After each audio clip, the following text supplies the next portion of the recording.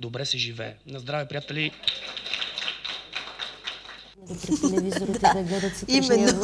А сега казваме с много настроение, отново се връщаме в студиото и казваме добро утро на нашите гости. Мария Панайотова от Информационен център Европа директно към Търговско-промишлена палата Враца и нашите приятели от клуб Млад репортер, журналист. Последно кое беше? Се опитвам да го кажа коректно. От млад журналист Маргарита Петкова и Нели Цветкова. Добро утро. Млад монтажист също ни подсказва колегата, защото някои от вас се опитаха да станат и млади монтажисти при посещението си тук. Сега поводът за днешното гостуване е един конкурс, от който нашите приятели от клуб Млад журналист се върнаха с награди. Но първо може би да поговорим за самия конкурс с Мария. Кажи ни в какво се изразяваше конкурса, който организирахте от Център Европа директно? Конкурса, който организирахме от Център Европа директно Враца, е посветен на европейските години и е част от една кампания на Центъра за 2012 година, която се нарича Европейски години и синергията между тях.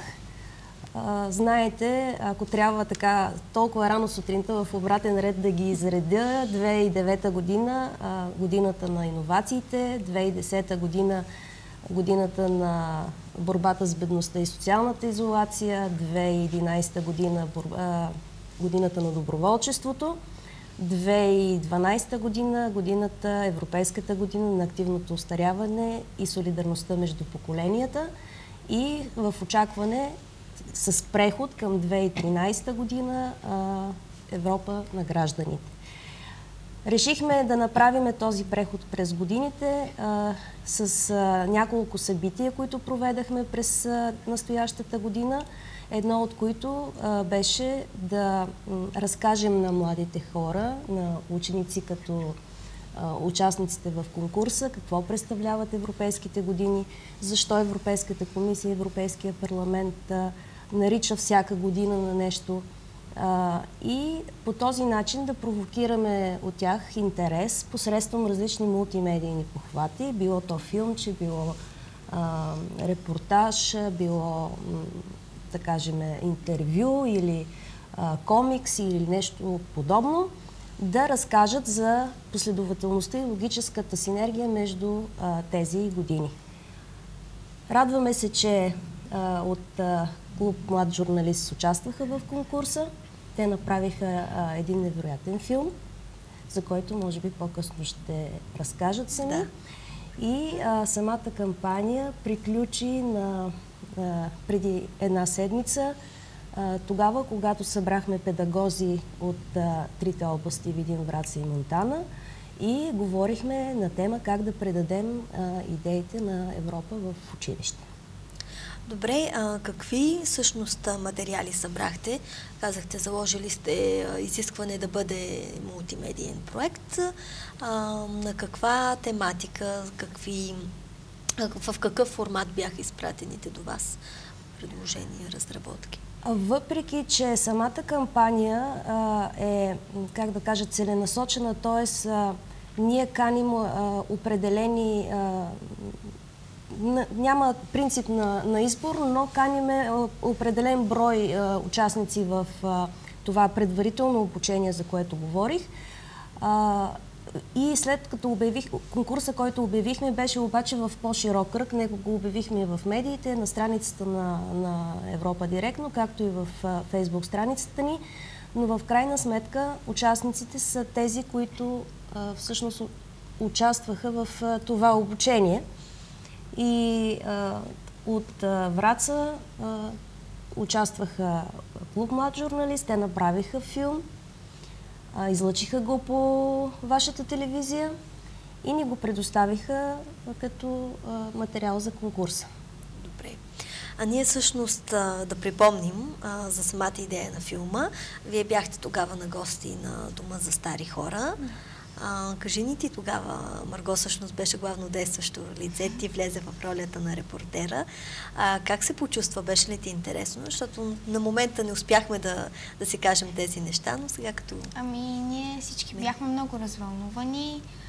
Почувствахме се добре. Те ни приеха с много топлина и обич, отделиха ни време и ние сме благодарни за това. Всички бяха развълнувани. Поднесохме и картички, играхме игри с тях. Беше много хубаво и интересно. Колко време се готвихте за тази среща? Бяхте се подготвили въпроси, въобще имахте тематика, върху която комуникирахте с тях? Някъде 1-2 седмици. 2 седмици. Извън класно ли ги подготвяте в час? Извън класно, защото аз съм и по литература и вече отделно си измисляме, подготвяме въпросите. Те да са тематично обвързани. Първо аз си ги пиша, после тя си ги разчита, защото не ми разбира винаги. Пише си ги в папка, репетира си вкъщи, нали, съответно как ще ги произнесе, дикции и така нататък. Четем заедно и чак тогава вече тръгваме на интервю. Интересното беше, че самите възрастни хора не винаги разбираха въпросите, нали? Което беше по-комичното, обаче тя се овладя и успя да извлече най-доброто от ситуацията в момента. И аз така смятам. Нормално за тях, като че ли съвсем нормално от друго поколение, въпреки че вие се опитвате много, особено тази година, да сближите двете възрастови групи, на най-възрастните, на по-младите, да ги обедините, да намерят общ език, да си предадат традиции, умения, ценности, всичко това, което сега притежават или носят през поколенията.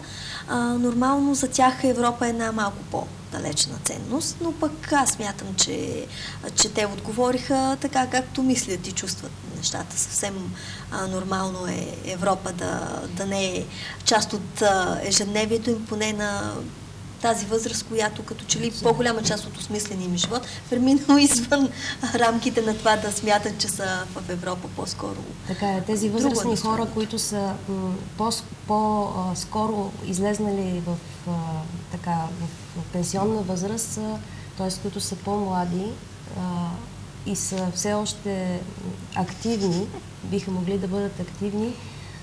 Тях тази година ги включихме в една друга кампания, но това е друга тема. Аз искам да кажа на децата, че не успяха да присъстват на представянето на този филм по време на този семинар, за който ви говорих. Шокиращо за мен беше, че поглеждайки към залата, имаше педагози, които плачеха, бяха се разплакали от вашия филм, което доказва и на нас, че ние сме ви избрали не на празно и че този филм все пак е постигнал целта, за която е направен. Да, успява да има въздействие. Да. Добре, ние разбрахме всъщност, че подаръци сте получили. Искате ли да ни разкриете малко повече за това? Да. Получихме фотоапарат. Естествено, благодарение на вас, защото вие ни помогнахте за това. Фотоапарата е Samsung и флашка. Флашка, добре. Въобще са неща, които ще ви бъдат полезни. Не се радваме, че ние сме били полезни по някакъв начин, сме станали част от това. Всъщност забравихме да кажем, че част от интериора ни от началото на седмицата е една сурвачка, която е много автентична и доколкото разбрахме, сте изработили вие собственоръчно подарък за нас, така че ние много благодарим. Останахме много приятно изненадани и обещаваме след коледните предавания, между коледно-новогодишния цикъл от предавания от 2 дни, които имаме, да се сурвакаме тук. Ето. И колегата Дани Асенов е много въодушевен, така че няма да остане само като декор, въпреки че е много красиво. Тя е много автентично, дранова. Клонка има пуканки, чушки, символ, знаете, на здраве, сплотеност и от сърце ви го желаем на целия екип. И същата сурвачка имат Европа директно и Търговско-промишлена палата. Разбира се, малко по-различно, но и на тях сме подарили. Тъкмо, да, един. А сега, всъщност, говорейки за вашите кампании в информационен център Европа директно, от предварителния разговор разбрахме, че имате една добра новина за вас, за вашия екип и въобще за всички граждани тук на Враца и на областта. И на цяла северо-западна България, защото в периода 2009 година, 2012 година центъра изпълняваше дейността си, комуникираше Европа в северо-западна България. Добрата новина е, че получихме писмо от представителство на Европейската комисия в България, от оценителната комисия, тъй като тази година приключва този 4-годишен договор, който имаме с комисията и ние кандидатствахме наново. В това писмо пише, че от 39 кандидатури за новия период, който вече е по-голям, 2013-2017 година, 5 годишен, от 39 получени кандидатури, 15 са одобрени за следващия период, включени са в списъка за подписване на договорите и нашето предложение е също включено в списъка с 96,33 от 100 възможни точки, което за нас е голяма гордост и се надяваме, че ще бъдем по същия начин полезни и през следващите години с работните програми, които се разработваме. Така че през 2013 година особено ще ни очакват големи изненади, тъй като годината е много важна. Тя е Европа на гражданите и през цялата година на фокус, така да се каже, ще бъде гражданина, европейския гражданин. Знаете, че ние всичките сме европейски граждани и много ще се дискутира всичките права наши като граждани, както и свободите. Ще имаме много посещения, на които ние се надяваме, че ще провокираме така откровен разговор за това каква Европа ни харесва, каква Европа не ни харесва и какво искаме да променим в Европа. Тоест, нашето самочувствие се надяваме през следващата година така да придобие по-голяма, да се повиши и да усетиме, че ние също можем да променим нещата. Че от нас зависи. И от нас зависи, да. Добре, т.е. вие продължавате да бъдете активни. Заложили ли сте някакви конкретни инициативи от сега? Можеш ли да ни издадеш или очаквахте първо тази оценка да мине? Значи продължаваме с европейските години.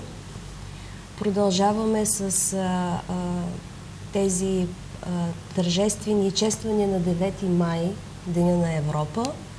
Тази година ще бъде посветена точно на 2013 на Европа на гражданите.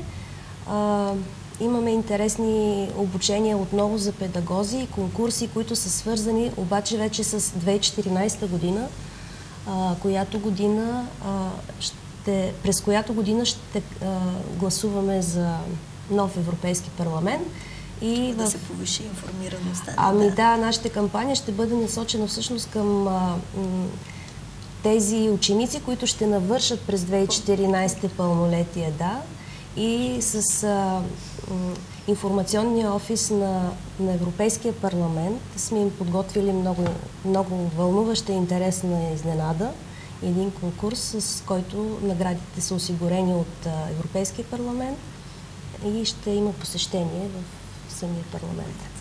Чудесно. Все повече като че ли напоследък забелязваме инициативи, в които европейските институции се отварят, особено парламента, може би като една от най-демократичните европейски институции към гражданите от различните страни и да имат възможност да се докоснат до това как се работи там, какви важни решения се взимат. Все пак не е само от депутатите, които сме излъчили като наши представители, но и от самите граждани, всеки така може би усеща по-силно, че наистина от него зависят нещата, че той може да разбере отблизо как се случват там нещата. Определено е така, но този процес трябва да бъде според мен двустранен.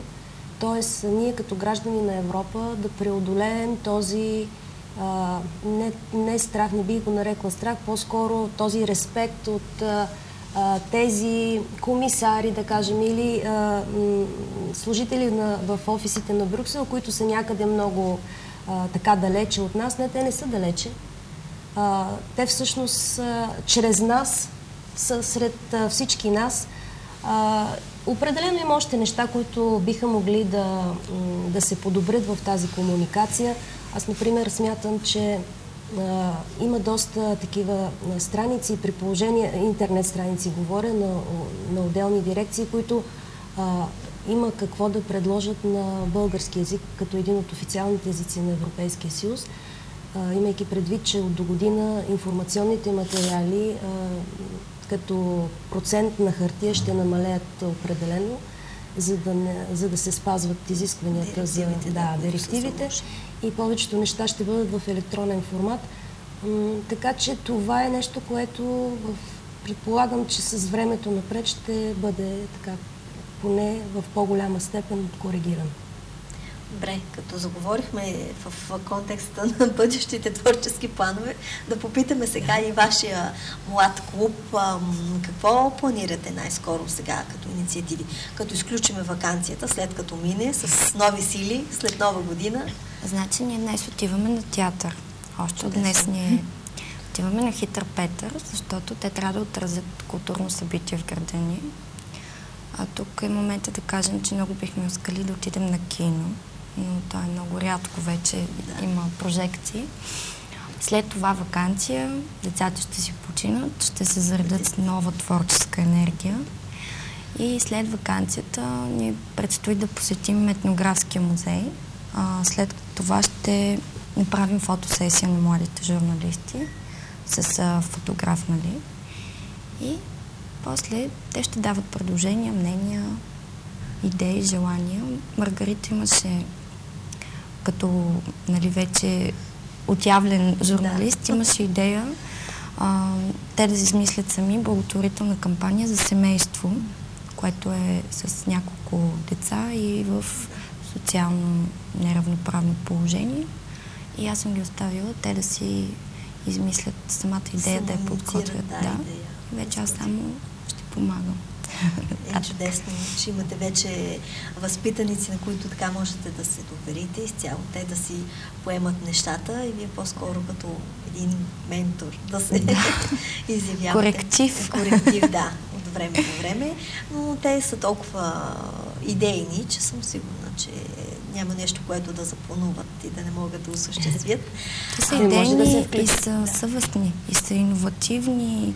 Е удоволствие да се работи с тях, защото наистина в тях има и съвест, има и емоция и наистина за мен е удоволствие. Не го приемам като работа, казвам го съвсем искрено.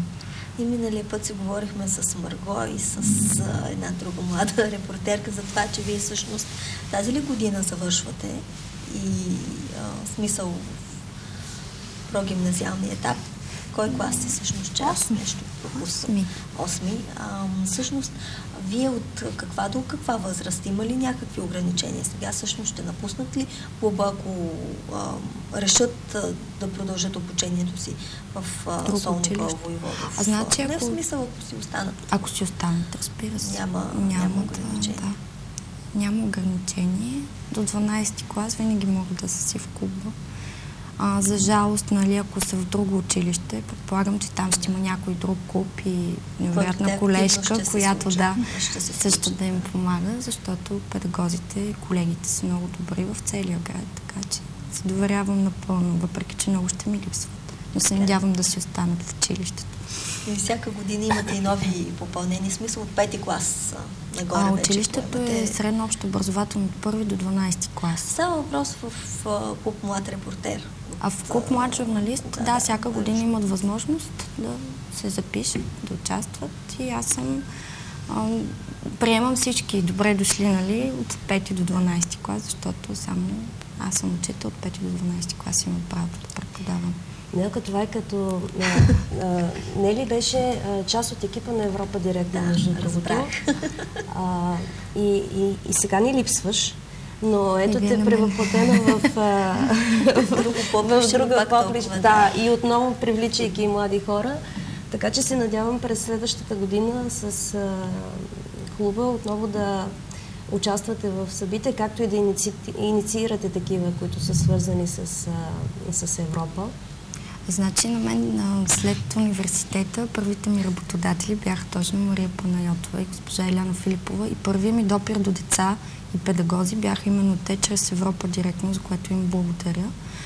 И да, ще имаме инициативи и даже мислим да ви поканим на урок, който е специално посветен на Европа, открит урок, така че обещавам. Благодарим. Планирате много ангажименти след Нова година. А сега всъщност колко са членовете на вашия клуб? 14 деца в момента. Вероятно до година поне ще се удвоят. Аз ще се удвоят, и аз съм казала, да, че всеки може да дойде да види, да посещава, да ме пита, няма проблем. И ако му стане интересно, да се включат. Да, всеки може да дойде. На теб ще ти липсва ли клуба всъщност? Възнамеряваш ли да се насочиш някъде другаде? Не възнамерявам да се местя, тук си ми харесва в училището. И особено сред приятелите вече, които сте си изградили като връзки в клуба. Добре, сега идват коледните празници. Вие всъщност ни подсетихте още в края на миналата седмица, че идват с подаръка. Украсили сте, предполагам, вече класните стаи вкъщи. Вкъщи, класните стаи в Европа директно няма смисъл да питам, защото те винаги изпреварват събитията, така че... Ако трябва да продължа в този ред на мисли, аз така от сърце и душа искам да благодаря на целия екип на Търговско-промишлена палата Враца и на госпожа Иляна Филипова, изпълнителния директор, за изключителната подкрепа, която се оказва за работата на центъра, тъй като Търговско-промишлената палата във Враца е приемна структура и без тази подкрепа този център не би могъл да съществува. При нас настроението също е коледно, весело, шарено.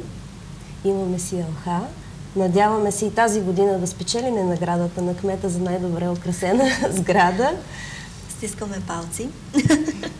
И благодаря и на вас също за цялата подкрепа, която ни оказахте през годината. Надявам се, че нашата работа ще продължи да бъде все така ползотворна в бъдеще. Да. Добре, ние си пожелаваме да си пожелаем весели празници. Ние сме ви написали едно пожелание. Добре. Първо аз искам да ви благодаря като преподавател на вас и на екипа ви, защото може да сме клуб млад журналист, но без вашата помощ и без това децата да видят всъщност как се случват нещата на практика не би станало възможно и на тях не би им било толкова интересно. А след това да благодаря на госпожа Мария Панайотова и госпожа Иляна Филипова, че накараха децата да повярват, че могат, което е много важно, защото ако не стимулираш един ученик, едно дете в това, което прави, нали, то губи стимула. И сме ви подготвили 2 рисунки, които те са си нарисували, 2 картички, които са направили сами, с пожелания, което Маргарита ще ви прочете. С пожелания за красотата, в мечтите и намеренията, в общуването и отношенията, в творчеството ни, в любовта, в начина, по който се подкрепяме, в усмивката на удовлетворението от добре свършената работа, в настоящия миг и във вярата в бъдещето от клуб млад журналист. Благодарим.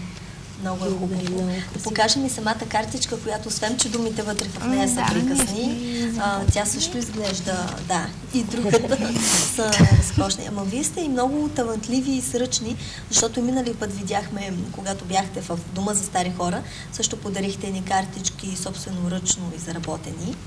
Много хубави. Ами да, в интерес на истината самото училище, тя се казва Мирела, тя е ученичка от 8-ми клас, пак от клуб млад журналист, но самото училище Сол Никола Войводов дава възможност на децата да развиват талантите си, освен, че имаме клуб млад журналист, имаме млад приложник, въобще най-различни дейности, имаме плувен басейн и децата имат възможност това, което могат да го доразвият като талант и възможности, така че... А пък късмета за вас, че хора с разностранни интереси в различни клубове членуват и във ваши и въобще успявате да съчетаете всички тези. Да, ние сме едно голямо семейство, всички клубове, колеги и ученици, да. Добре, Добре, благодаря ви още веднъж за Ние днешното ви гостуване. благодарим. Пожелаваме ви светли празници. Продължаваме другата година с нови сили да работим заедно, да си комуникираме всички тези неща, които се случват в града и са важни за всички нас и за врачани. А сега продължаваме напред с това, което се е случило през годините на днешния 19 декември.